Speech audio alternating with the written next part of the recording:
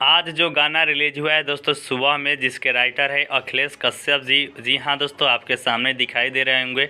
उसी गाने पर इन्होंने एक ज़बरदस्त रील्स वीडियो बनाया है और बहुत ज़्यादा वायरल हो रहा है।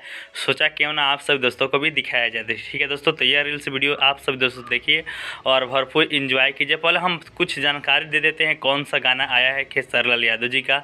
तो आज सुबह में ही खेसारी लाल यादव जी के द्वारा एक गाना रिलीज़ किया गया है, जिस गाने का नाम है पढ़े जालू एतवार के। जी हाँ दोस्तों, पढ़े जालू एतवार के स्वर है खेसारी लाल यादव और शिल्पी राज है, और गीत लिखे हैं यहीं खुद अखिलेश कश्यप जी। और यह गाना यूट्यूब पर अभी तक 5 लाख व्यूज़ क्रॉस कर चुका है। अगर आप सब दोस्तों ने नहीं देखा है तो जाकर अन्नपूर्णा फिल्म्स पर देख सकते हैं। ठीक है दोस्तों, अन्नपूर्णा फिल्म्स पर इस गाने को आज रिलीज़ किया गया है, जाकर देखिए।